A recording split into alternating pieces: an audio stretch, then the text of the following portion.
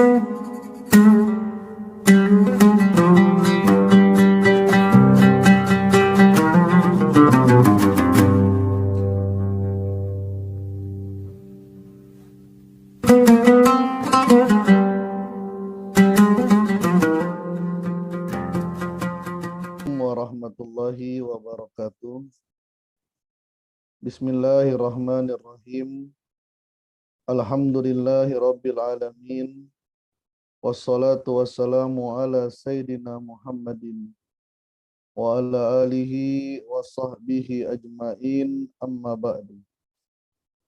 Ilahi anta maksudi wa ridhaka matlubi. A'tini mahabbataka wa ma'rifatak. Ashabal fadilah, ahli silsilah Thariqah Qadiriyah Naqsabandiyah, Pondok Pesantren Suryalaya, wabil khusus Sayhuna wa Murabbi Arwahina, pengersa Aba Awas Qaddasallah Sirrah, wa nafa'na Allahu bihi wa bi anwa'i ulumihi wa asrarihi wa karamatihi. Al-Mukarramun, para wakil talqin Syekh Mursid, Bapak Ki Haji Anang Asy'ari, Bapak Ki Haji Imam Sutiono, Bapak Ki Haji Mahmud Johnson, Bapak Ki Haji Nur Fahim, dan yang kami hormati pemangku manaqib Bunda Haya, Bunda Riswati, dan yang kami hormati Bunda Dr. Sari, Prof. Priyatno, dan seluruh ikhwan akhwat yang dirahmati oleh Allah Subhanahu wa Ta'ala. Ibnul Qayyim Al-Jauzi meriwayatkan sebuah hadis qudsi.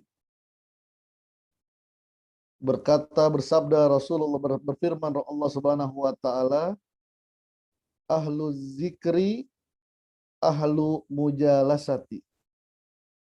Ahlu zikri ahlu mujalasati.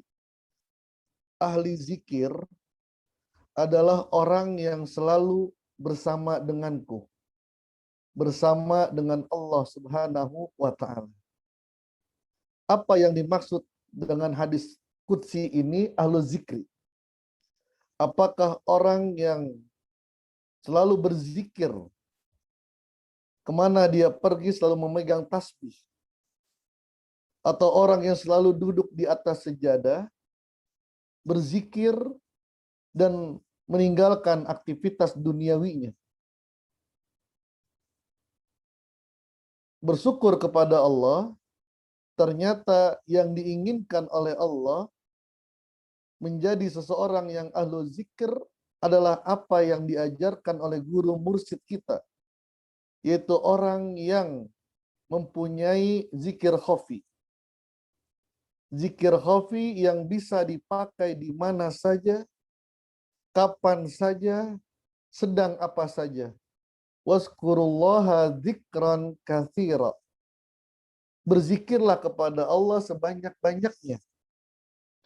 Kalau kemana dia pergi memegang tasbih dan mulutnya berqomat kamit, maka akan merusak sosialisasinya dengan masyarakat, dengan orang lain.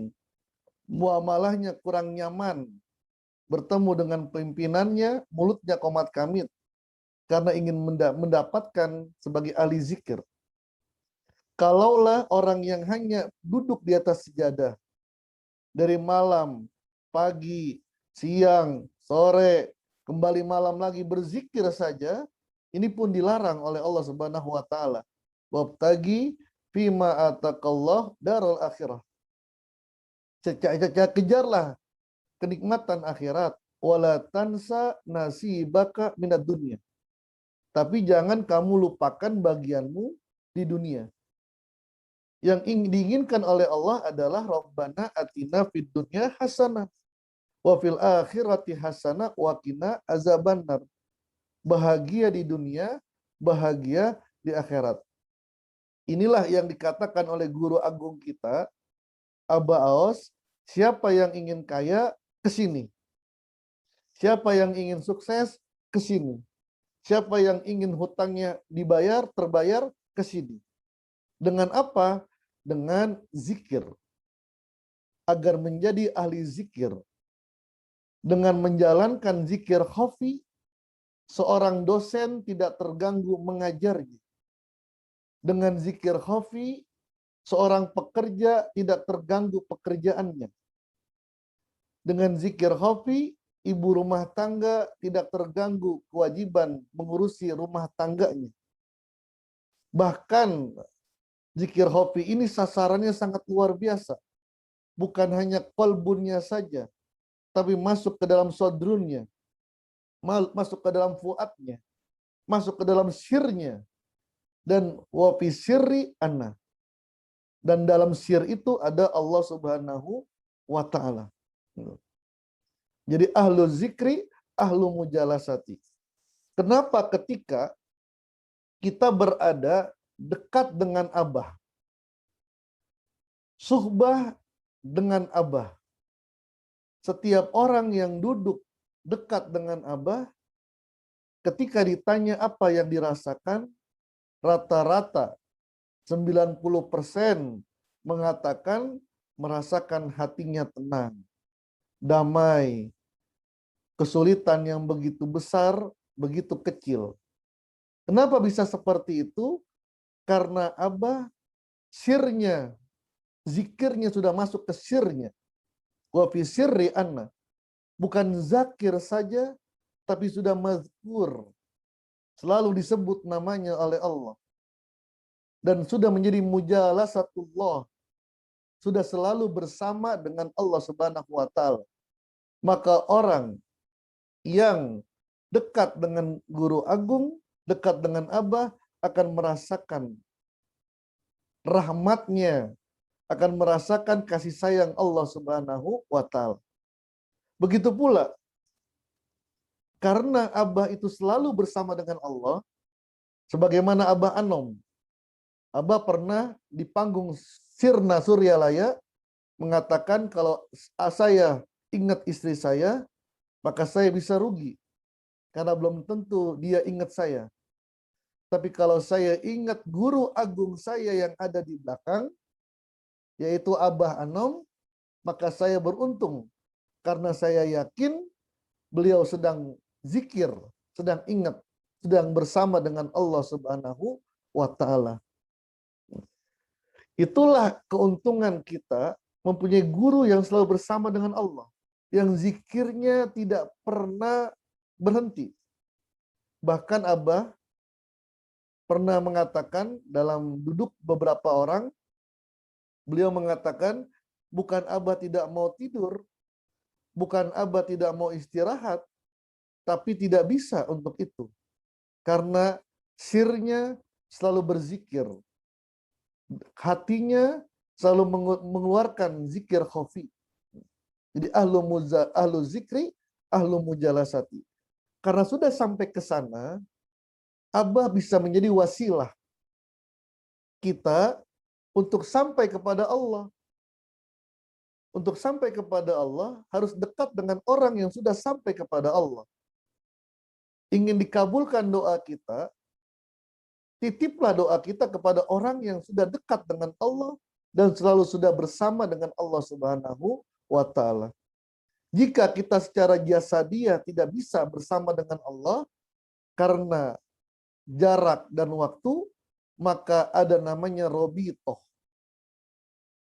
Abah menjelaskan robitoh itu adalah ketika di Masjid Agung Jawa Barat, itu beliau mencontohkan tidak sah sholatnya seseorang jika belum membayangkan di depannya ada Ka'bah. Apa artinya? Belum meyakini dia sudah menghadap kiblat. Karena itu merupakan kewajiban. Gitu. Apa artinya? Robitoh adalah merasakan kehadiran guru mursyid bersama dengan kita. Mengikatkan hati kita dengan hati beliau. Sehingga yang terbawa adalah hati beliau yang selalu bersama dengan Allah Subhanahu wa Ta'ala. Kemudian dalam hadis qudsi selanjutnya, ahlu ta'ati, ahlu karamati. Ahlu ta'ati, ahlu karamati.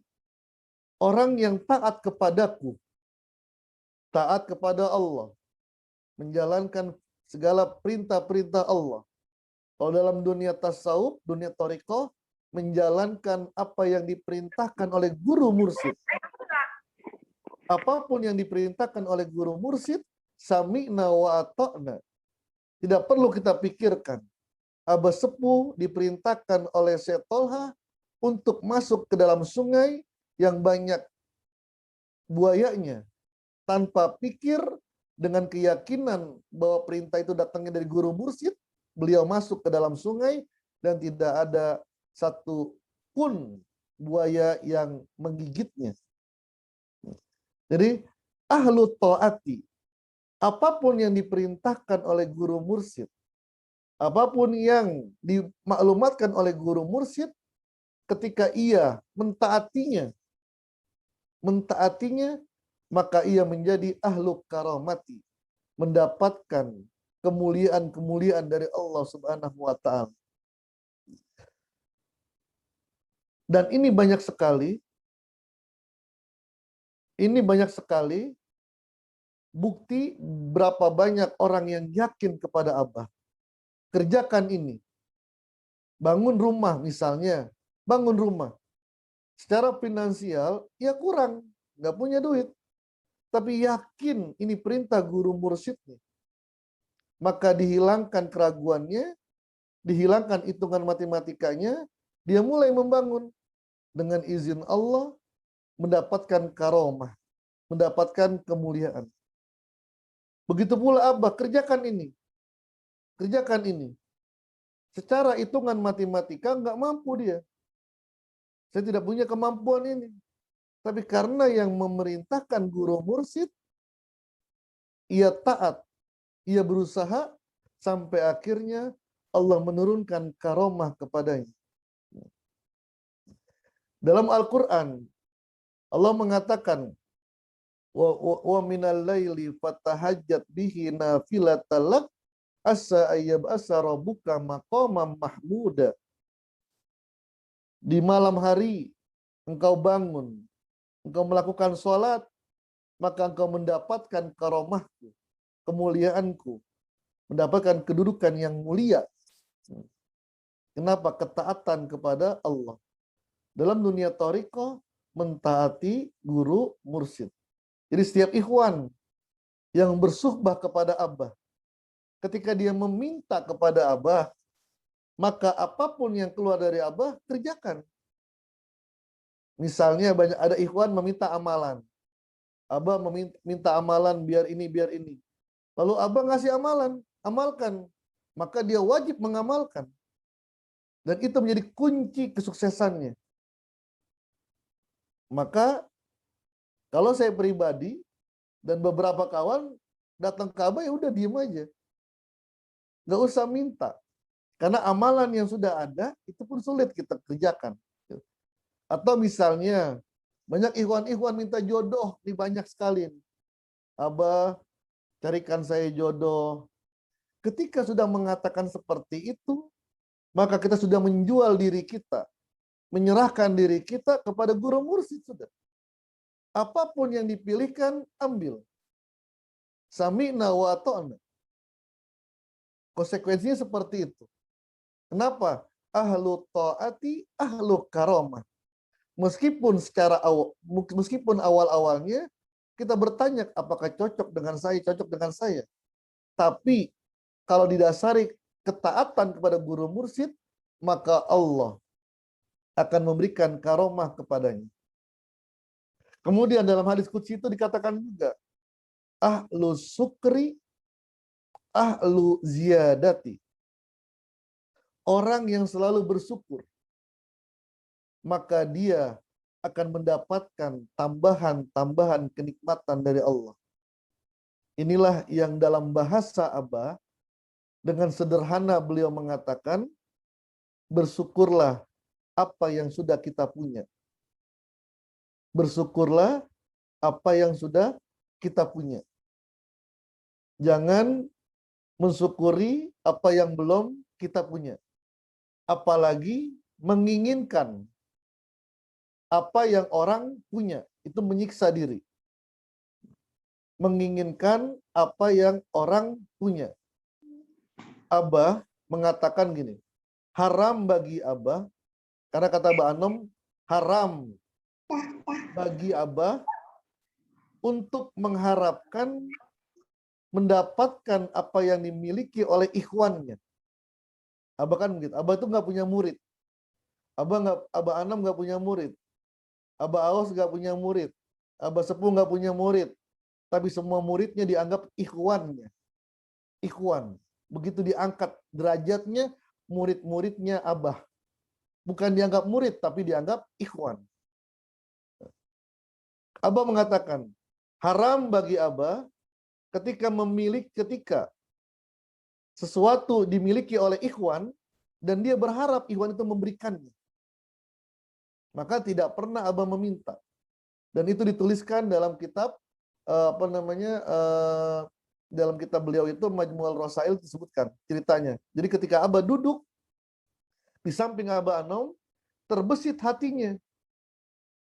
di hatinya keinginan mempunyai sesuatu yang dimiliki oleh ikhwan.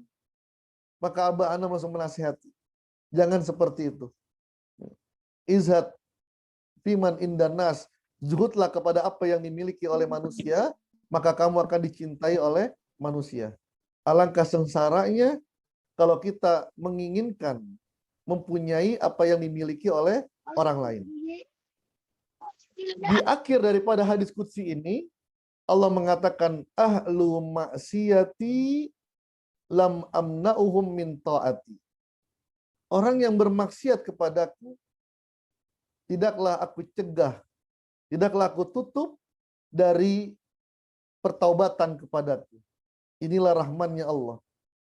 Dalam alam ayat Al-Quran yang lain, ya ibadiyallazina asrafu ala anfusihim, la taqnatu min rahmatillah.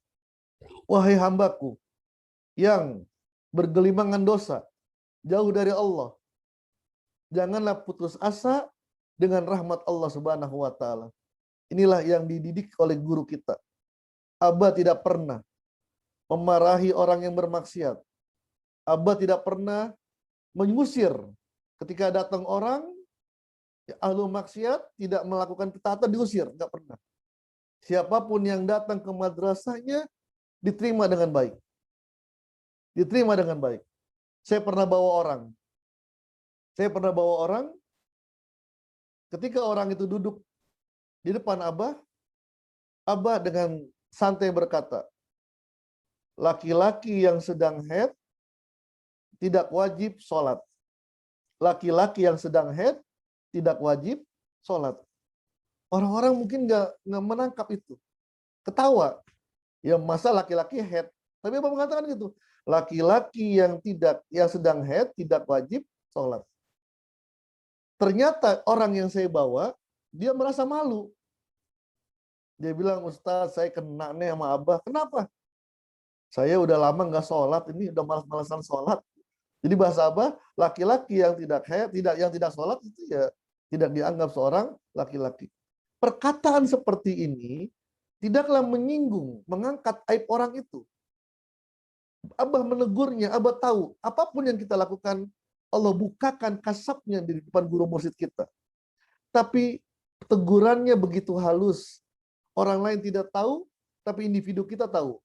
Maka setiap orang yang datang di Abah pasti mengatakan, ya Allah benar ya, apa yang Abah katakan percis apa yang saya alami.